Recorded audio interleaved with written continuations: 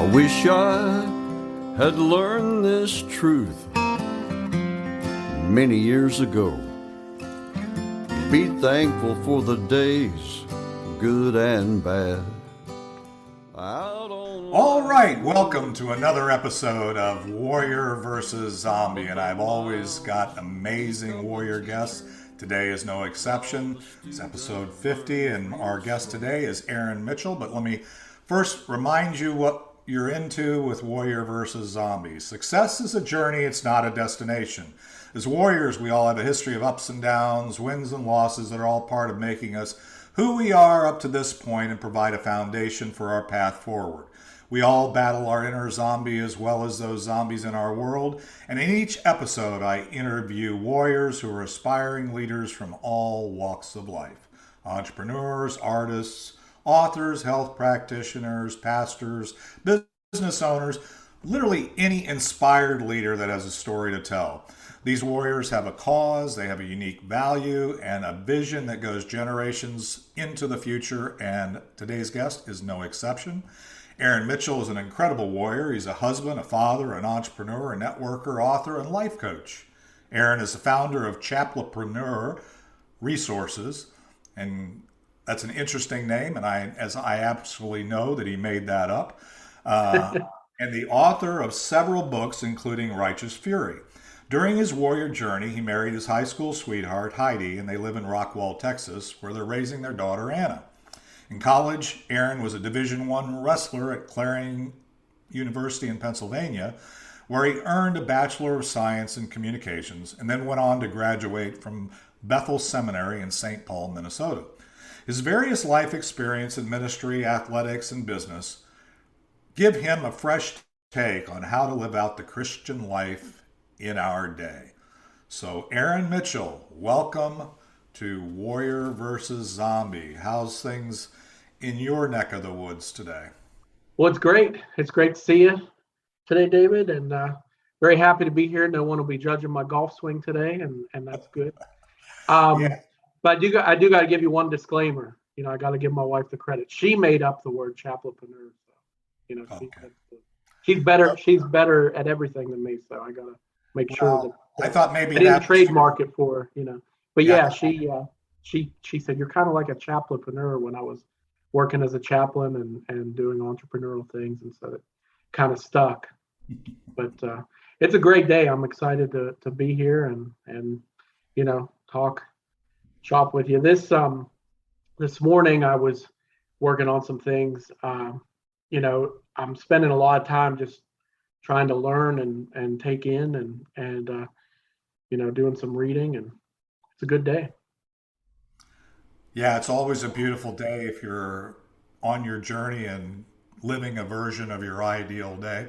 Mm-hmm. And people say, how can you live your ideal day? And I say, well, I live it every day. I live a version of that every day because if we're moving forward in our own intention and we're kind of living our life by design, we rather than default, then it's a beautiful thing. So yeah, that's great. Yeah, we had a little bit of a disruption here, as you're aware, and had a little fire alarm go off, and that was all kinds of fun. And I wasn't sure we were going to be able to pull off at least this live in the high version of the podcast. So I'm glad we got to do that.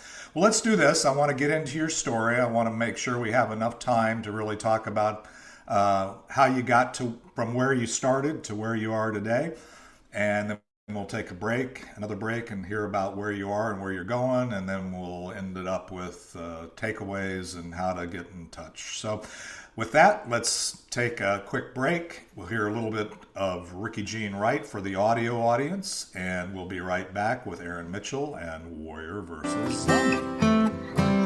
But the miles become the teacher while the student learns real slow, traveling blind most of the time.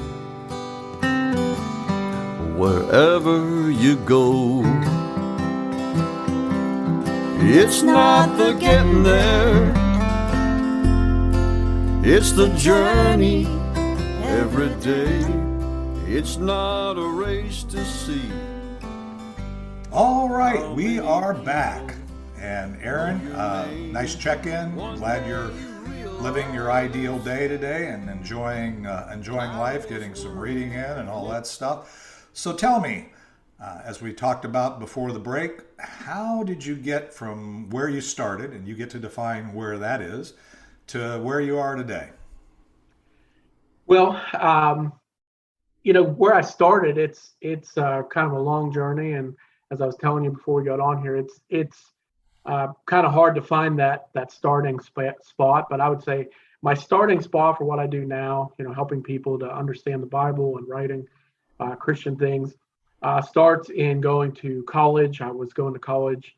I went there basically because I knew that someday I needed to get a job, but more importantly, I wanted to wrestle. I didn't really care if I learned anything or grew into anything. I really didn't think much past being 22 or 23 years old. And I got to go and wrestle at a school and a good program. And that got me to, go to school. And at the time, I was very disciplined. I was, committed to my girlfriend, and I was committed to working out, and I did what I needed to do to get through my classes. I didn't usually get A's, but I did what I needed to do to get along in life, and I got along with everybody, and I considered myself a pretty good person, and pretty, I was in a spot in life where life was good, felt important. I went to a school that was a small school, and it was competing on a Division I level, and they used a recruiting video of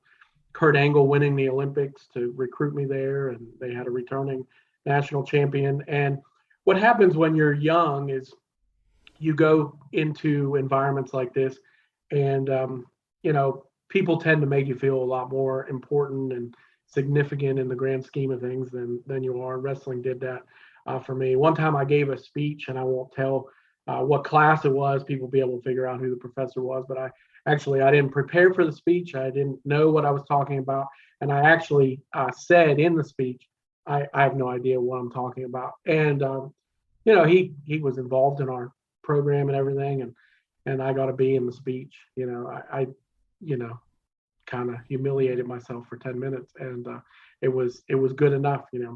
And so it's one of those things. That's the beginning of the journey. About halfway through school, I was broke up with my high school girlfriend, and I was driving to Niagara Falls to gamble, to kind of feed my rush addiction, and I went north from Clarion, Pennsylvania to Niagara Falls, New York, and we traveled kind of a weird fact. Traveled 66 and then got on Route 6 and went through Kane, Pennsylvania, and in Kane, Pennsylvania, snow's blown over the road, and almost died in an accident, almost got hit by an oncoming truck. Walked away from it, lost complete control. No logical explanation why the vehicle went the way that it did, and feel that my life was spared that day. And that was a forming moment for me. I spent the next year, had a couple of roommates move out. They, one dropped out of school permanently, one dropped out of school to kind of find himself, and he came back. And I was living off campus, and I'm by myself. I don't have cable, I don't have anything. And I would leave practice, leave campus, and I was reading the Bible all the time and just kind of searching for answers. And one day I kind of figured out, after sorting through all the scriptures and stuff, I couldn't figure out why Jesus was mean to the Pharisees, because they seemed kind of okay to me. I approached my faith kind of like them, and he seemed pretty hard on the disciples. And and then one day I kind of got it, and I said, I'll go wherever you want me to go. And a couple years later, I found myself, in ministry and on the journey of leaving the wrestling life behind and that sort of thing. And that was its own process. But as far as zombies go, the biggest zombie for me has always been myself, my own picture of my own personal importance, my own quest for significance, my quest to be important and to do something big. And it really didn't change going into ministry. Everything I ever did, wrote, it's always, a million people are going to see this or whatever. But the most significant thing that always happens is it touches someone personally that I know, or I'm able to help someone, and it's something only God sees, or I know about, or somebody knows about. And that's really what it's about. I'm in my 40s now, and I'm just kind of figuring out, just kind of learning to walk, I guess, with everything. So when you say your zombie and the striving for significance and impact, that can be a good thing, but as you pointed out, that can also be something where, and we all experience that, right? It's all about us. Sometimes you can accomplish anything you want if you're not married to the outcome, and you're not married to, okay, this is what it is. But one of the things that I think is very powerful in a lot of entrepreneurs go down this path is the whole, your connection to source. In your case, God, to Jesus, to the things, the same connection that I seek, and the same one that I empowers what I'm able to do. I don't beat people up with that. But we all need to be connected to something outside of ourselves, and I think that sounds like you found that.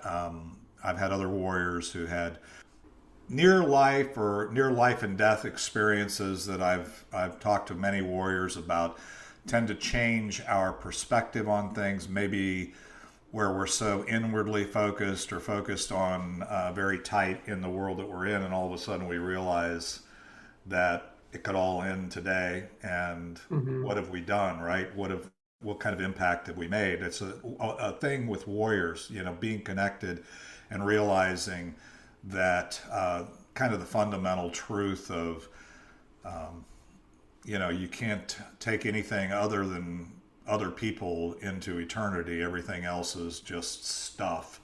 And that's often a realization, and that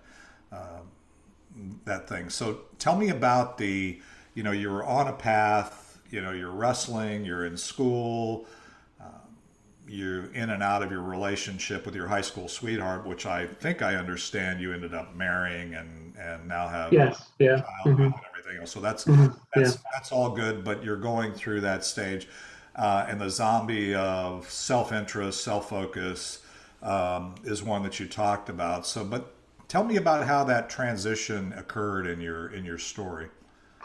So, I kind of glossed over the accident real quick. But the other thing that happened that day is I went to the casino where I was trying to get, and we went downstairs, and that was the non-smoking section. I was an athlete. I wanted to be away from smoke. So I come down the escalator, and there was a guy laying on the floor having a seizure or having some kind of convulsions or something. And he had a wife or a girlfriend there.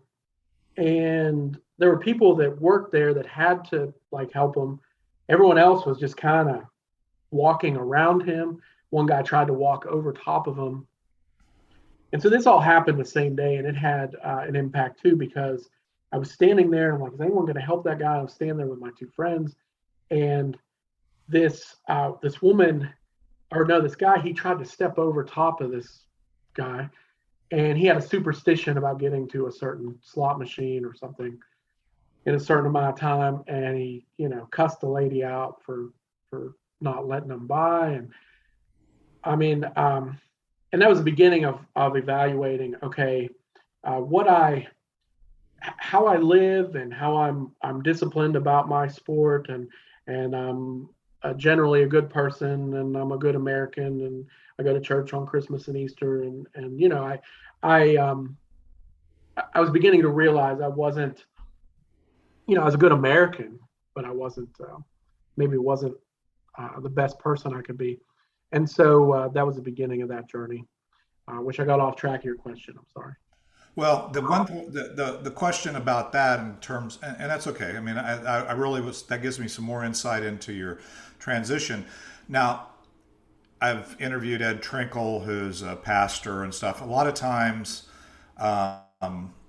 that kind of realization not only results in somebody's finding of their faith or whatever, and maybe the reality of their faith, maybe they're kind of going through the motions, but what led you to? I want to get you to where you are today. So were you in ministry? Did you get in ministry after you went into the seminary and that kind of thing? Were you kind of on that traditional path? Somewhat. Uh, I was involved in a fellowship of Christian athletes in college, and part of the beginning of this journey to where I'm at today, one of the things I actually did is I did something you know scary. I actually started. I went to church, and the pastor said, you should read your Bible every day. And you know, I, the things I did for the sport I was in, I was disciplined. Well, surely if for this, I'm gonna. If he says Christians read their Bible every day, then Christians must read their Bible every day. So I started reading and discovering what's in it, and I found out real quick that even though I was involved in this group of solid Christians, and some of them had grown up in church, and they didn't know what was in the Bible. And I actually started making stuff up in Bible studies. I would actually start saying that the Bible said things that it didn't say, and I would, say, just like Colossians says that, God helps those who help themselves, and Genesis 51, and the Book of Hezekiah. I mean, I just, and then some people kind of caught on, and then they would do it together with me, but it made me sad realizing that, man, people went through a lot so that we could have this translation into English, and we believe that this is so powerful. If you really believe it's very powerful, why wouldn't you read it? And so, it was kind of alarming to me. And so that was the beginning of me feeling the need to do something about people understanding it. But it was fun at first, and after a while, I became sad. I was like, man, it is too easy to fool people because they don't actually know what's in it. So you didn't want to take advantage of that. See, I mean, that the interesting thing is that's what, No, I didn't want to be a cult leader. well, the term we call today, actually, it's happening in our world in spades today. It has a different frame around it, but it's the same picture, right? You've heard the term gaslighting, right? So we tell people things that aren't true, and tell them things that are contrary to what they really do or should believe. But if we say it with conviction, then a good percentage of the people, especially ones that aren't really immersed in the understanding of the situation and aren't getting the information, it's not misinformation, it's misuse of information many times that people are doing. Like I said, I've often said, it's not the things that I don't know that are killing me, it's the things that I thought I knew that aren't true. And whether it's in my health or my spiritual life or my relationships or my finances, you name it. So that's also something that you discovered there. So the book that you wrote, we mentioned Righteous Fury. There was on the journey to that, though, or on the journey where you are today. There was another book that you wrote, right? On the Bible. That's where I think you were going. Yeah. So I wrote the New Testament Challenge. I counted all the chapters in the New Testament. There's 260, and then if you do the math, 52 weeks in a year. You do, an entry 5 days a week. So if someone reads one chapter in the New Testament a day for every working day, 5 days a week, and then I have an entry that goes with it, and it helps people to understand the Bible in context. And context is really what I'm about. I really want people to actually understand what it means. I don't think people should bother knowing enough just to be dangerous or just to be able to get it all wrong. If you're going to learn it, learn it right. I had a professor, a New Testament professor. He said, if you're going to learn Greek, learn to do it right, because you'll just mess people up. So I just kind of decided I'm not really going to learn how to learn Greek, but when it comes to the Bible, I want to know, I want to know what it says, and I think it's important that people know what it says too. And I didn't want to write like there's enough like devotional material out there. There's enough like, there's nothing wrong with it, to give someone a positive thing or whatever. but I wanted someone to be able to pick something up and understand something that was more important than what I was writing, that they could learn something timeless, and that I could come alongside that. So that was the intention of that. And I mean, I've always been this idealistic person, and I think it's going to be easy, and I write the goals down, and then I spend years, chasing after it.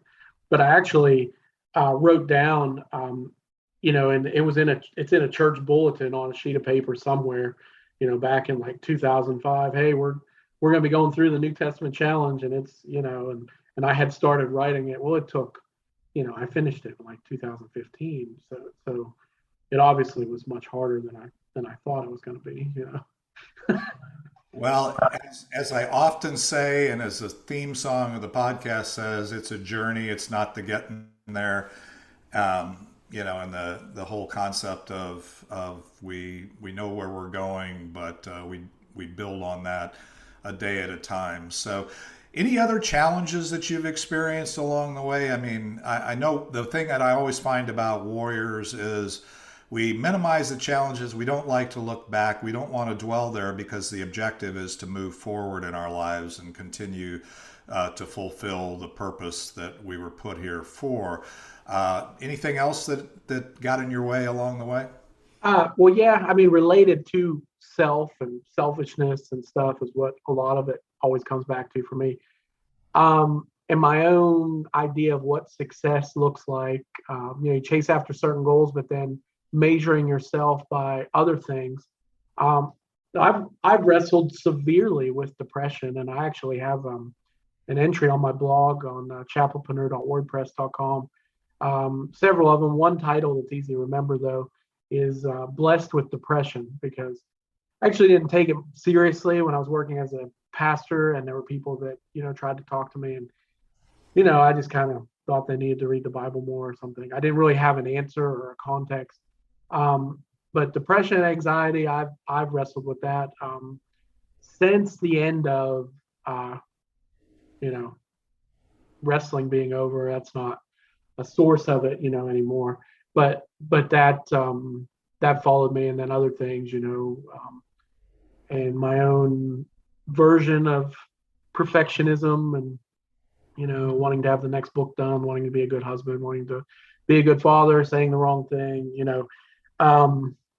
standing up at a networking meeting and blowing my 30-second presentation. I mean, you have little glimpses of these things where you feel like you're, more important than you are. And when you feel like you're more important than you are, you feel like you can mess things up more than the reality. I mean,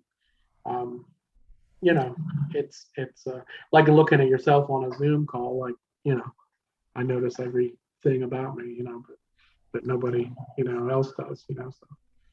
Well, one of the things, Aaron, let me kind of inject there, because a lot of the warriors, in fact, all warriors, we have the same zombies in our mind. And that's a lot of times we say there's zombies in our world. There's things like COVID-19, the stock market crash, or the bank, your housing crash, the various sundry of things that come in, and they're a flood of things that you can hang on to. But we all are, as I say, infected with the zombie virus. And what it really does is when we talk about depression, we say, we're really focused on the past. You're focused on what you did versus what you thought you would do. And then when your anxiety, which is the other side of that coin, where you're anxious, is you're focused on the future. And the real answer to that is, again, it's a journey every day, right? But we all struggle with that zombie of not being present in the moment, not realizing it's one foot in front of the other. Waking up, I wake up. I'm kind of the other side of the equation. I wake up in the morning anxious. I wake up wanting to think through everything that's going on, try to figure everything out before I get into motion, and then I have to remind myself that it's those steps. And the reality is, the past is the past. You can't do anything about that. The future's on God's calendar, and all I've got is today. I've always got this moment that we're doing. Just like when we were having a struggle with getting started here because of the fire. You can sit there and dwell on that, or you can realize that the job is to do what you can do in the moment. Well, let's do this. I think we're pretty close to today. And so what I want to do is I want to take a quick break. I want to come back and I want to hear about what you're doing today in terms of why you're doing it, the unique value that you feel that you're providing with your story, your background, where you're going, and if anything were possible, what kind of impact would you want to have? So let's take another quick break. We'll hear a little more Ricky Jean Wright, and It's Not the Getting There for our audio audience, and we'll be right back with Aaron Mitchell and Warrior versus Zombie. It's not a race to see how many people know your name. One day you realize time was worth more than the gold. It's not the getting there. When you get there, you'll know. Funny how wisdom and youth are always two different games. The years. All right, we are back, and Aaron, enjoyed hearing your story. I know, kind of had to tease it out of you a little bit in terms of some of the things that you're going through. But the funny thing is, as warriors, we don't spend a lot of time. I've had guests that say, well, I don't like to focus back. I just want to focus forward. But the reality of it is every warrior that's listening to this podcast has gone through something similar to the challenges that you're talking about, whether it's anxiety, depression, self-interest, self-focus, not being connected to source, whatever it happens to be. We've all kind of struggled with that or are struggling with that at any given point in time. So that was helpful. So tell me now, as I said before we took the break, why are you doing what you're doing? What's the value that you see yourself providing, and where are you going? What's the impact? So I kind of took a my life little phrase, and that is, help the entire world to see Jesus more clearly. And that became kind of the theme of what I try to do, ministry-wise, writing-wise, teaching-wise.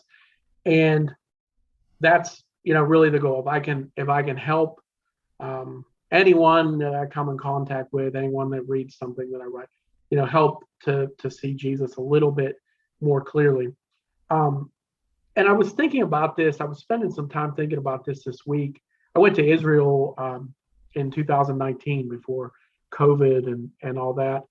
And I really want to help people to smell and what it smells like in Capernaum and see what it looks like in Galilee. And there's a great amount of talking that can go on that becomes very circular. Did Jesus really die? Did he really die for our sins, raised from the dead? Those types of things.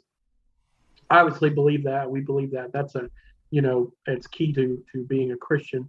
But there's some conversation that goes on over that.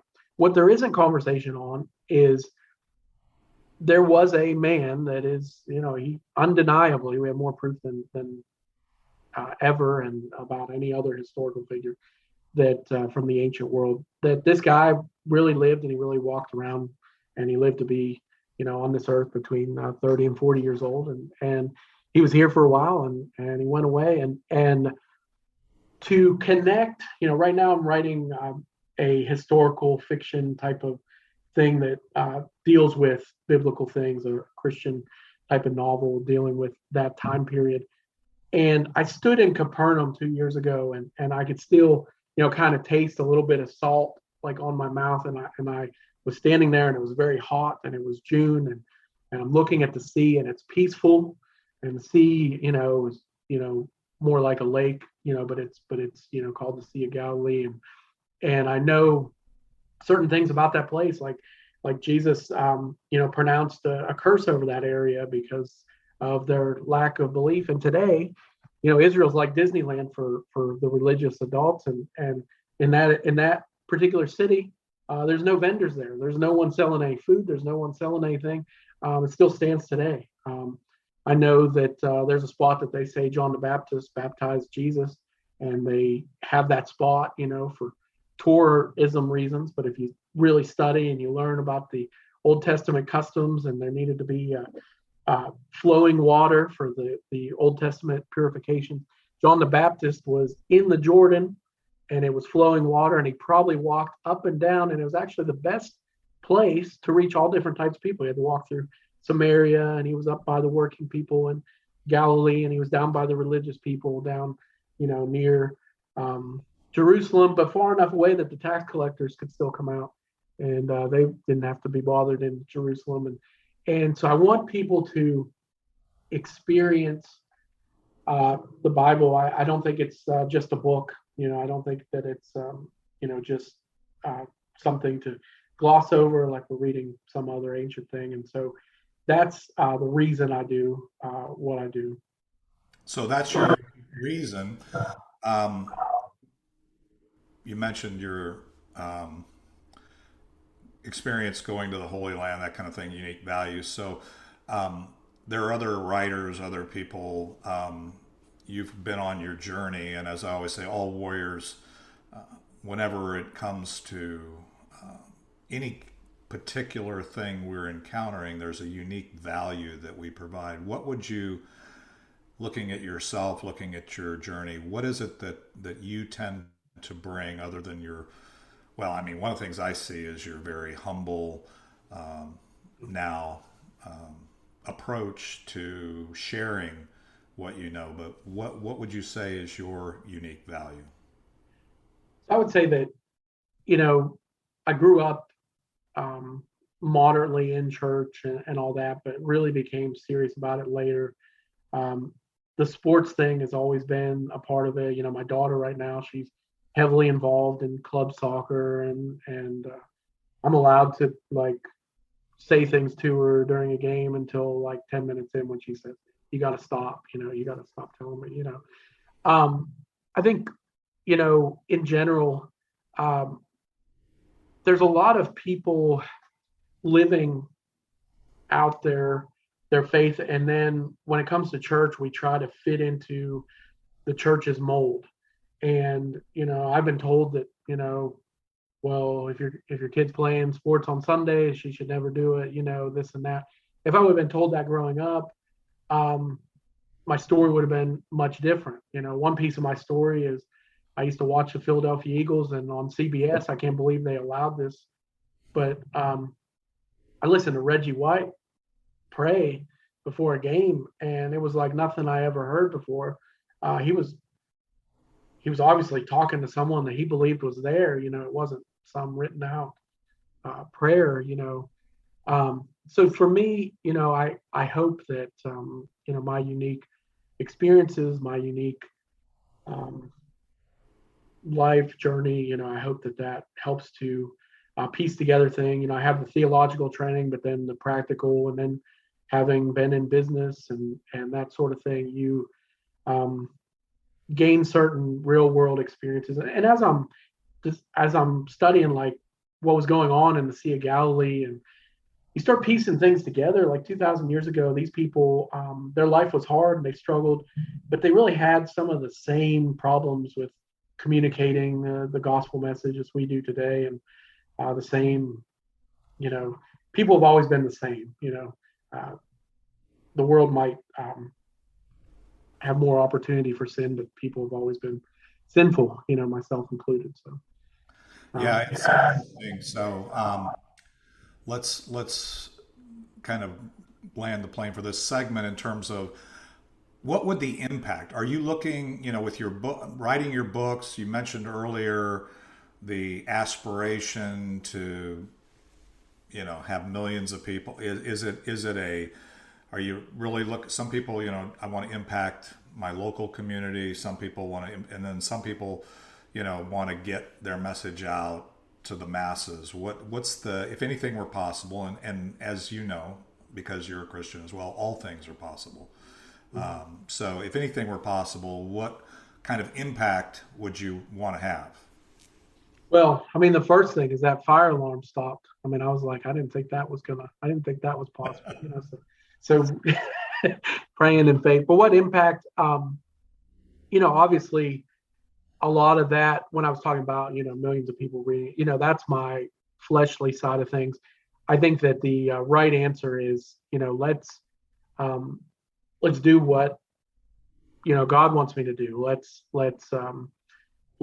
live a life that God wants me to have that looks the same in private as it does in public. Let's live a life that, you know, uh, if he wants me to write, with Righteous Fury, to write, I started writing that book, and I don't know, it was more therapeutic for me than anything. Probably I started writing it, and I was talking to my wife about it, and I talked to different people, and it was like, so, do you think anyone will read an MMA book about fighting? I don't know, but it's fun. And what came out of it is I got people who have messaged me that they don't go to church. They don't want anything to do with church people I grew up with. And they asked me if I'm writing a sequel. I've had people ask me, are you writing a sequel? And I'm like, I don't know. I'm trying to write this thing, and I got off track with one. And so some of them have reached out to me and said, you have to write it. And if you don't write it, you need to tell me what happens to these people, And that was very rewarding to me, because I'm thinking, okay, I just started down this path, and this main character is a little bit like me, but he's mostly like what I would like to be. And there's a pastor in there that's a little like me, but mostly what I would like to be. And but for impact, I just hope that people see Jesus more clearly. And for that to happen, I have to see Jesus more clearly myself. I tried to sum it up into one word, and I couldn't get past two. So like one of them, my story has been about grit. I just kind of believed and kept going. And then the other part is about faith. And when it comes to writing is the most faith-filled act I've ever had to do, because there have definitely been periods in my life, periods of time, where I don't think it's going to do anything. I don't think anyone's going to read it. New Testament Challenge was on my computer for years, and then that computer died, and then it was on another computer for years. And but at the end, people have been changed by it. And I don't know. So there's grit and there's faith, and I think if you kind of merge those two words together, my story's always been about perseverance in some way, and that perseverance came from a strength that wasn't mine, even from the time I was young. So. Okay. Well, let's do this. Let's take another quick break. I got the impact there. It's important to understand that your vision is that a lot of people will see Jesus more clearly through the work of your books, through your personal testimony, through your life, and I think that's a beautiful thing. So let's take a quick break. We'll come back with the Land the Plane segment. When we come back, I want to hear anything that or summaries of anything you'd like us to take away, or the listeners to take away, and then we'll end with how do we stay in touch. So let's take another quick break, hear a little more Ricky Jean Wright, and we'll be right back with Aaron Mitchell and Warrior versus Zombie. Funny how wisdom and youth are always two different games. The years flew by so fast, is the common human complaint. The memories in our minds turn to diamonds in our soul, and by the grace of God, on down the road we go.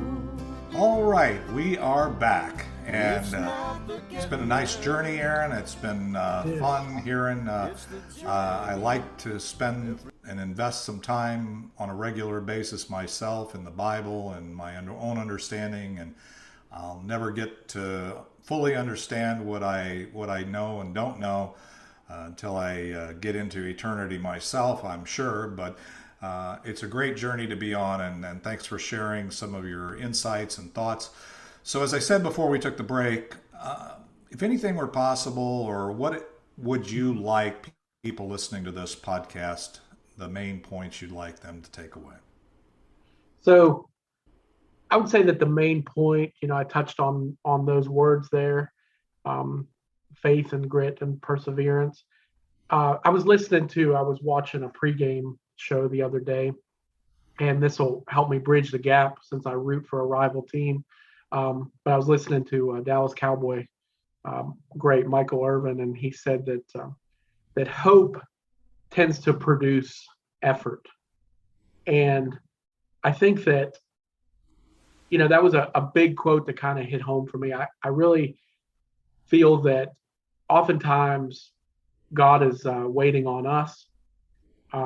We talk about waiting on Him. He really provides the path, and He provides the way, and He waits on us, and we encounter people all the time that can help us along in our journey. So that faith and grit and perseverance working together. But we're more hopeful. We tend to put more effort into something, and we should be hopeful because we have a lot to be hopeful for. We're valued and loved and all that. I do know that there are a lot of people. There are people like me that probably wrote better books, and they're still sitting on their laptop, and nobody may ever see them. Nobody may even know that they exist. But there's someone out there who needs to read it, and they need to see it. And I think that we live in a time right now. It is the easiest thing in the world to write a book and get it out there. It's not easy to write it. It's not easy to write a good one. But as far as Amazon makes it easy to publish. Everyone makes it very easy. So we're really left with excuses. And sometimes maybe God has called you to do something. You've been asked to do something, or you're burdened to do something. There's something that needs to be done. And you're not going to be burdened to do the next thing until the first thing is done. So you might as well finish, the first thing. Okay. Yeah, that's actually some brilliant points there. Obviously, tenacity, perseverance, the grit to keep moving forward is a warrior nugget that every warrior should continue to remember. What I liked about what you said, a little story there with, is the fact that it's the hope, it's the faith. I tell people often, I know the end of the book is as troubling as it may be right now, or you may think we're winning or losing, and this could be in any aspect of our lives, any apocalypse, the zombie apocalypse, as I said, describe 2020 that we're going through. You can feel hopeless, but having the hope and then having faith that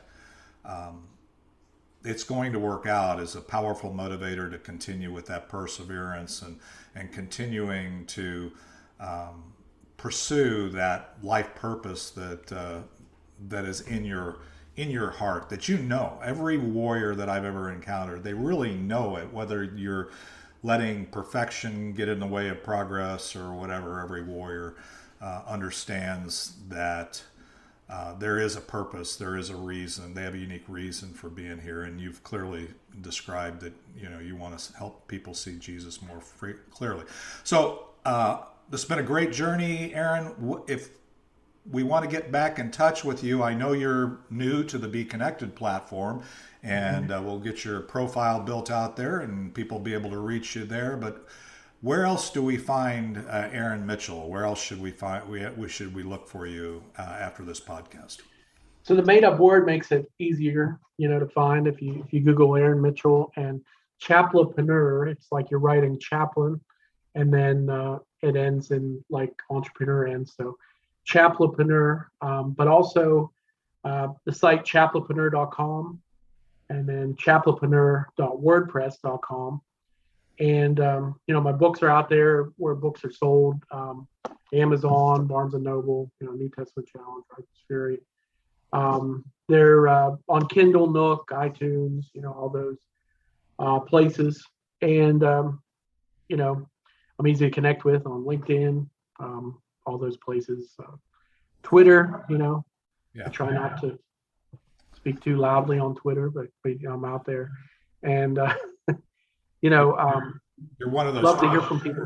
Twitter stalkers, right? So you're just right. But but that's where I am, and that's the easiest place to find me. All right. Well, that's been great. Well, Aaron, thank you for sharing. There's been some great takeaways here, and for those that are on the journey. By the way, Ed Trinkle, I can't remember which episode he was, but he's a Philadelphia Eagles fan as well. Woo! Dyed in the wool. So not everybody that listens to this podcast are Cowboys fans. Actually, I'm a Chiefs fan. If you want to get into the thing, so I'm definitely not married to the Cowboys. Although I don't mind rooting for the home team as long as they're not. When they play the Chiefs here in the not too distant future, I will be rooting for the Chiefs. So if you're a Dallas fan, just know that I'm going to be hollering when the Chiefs do good. But anyway, well, let's do this. We're going to land the plane here. I really appreciate this time. It's been a great journey, and looking forward to seeing you in the Be Connected platform. For those that are hearing us on other platforms, we are on every podcast platform: Apple Podcasts, Spotify, iHeartRadio. So you can find us, and we'll be back again next Thursday at 11 Central for another episode of Warrior versus Zombie. Let's hear the final segment of Ricky Jean Wright. And Aaron, thank you again. Thank you. Great to be here. It's not the getting there, it's the journey every day. It's not a race to see how many people know your name. One day you realize time was worth more than the gold. It's not the getting there, when you get there you'll know. One day you realize time was worth more than the gold. It's not the getting there, when you get there you'll know.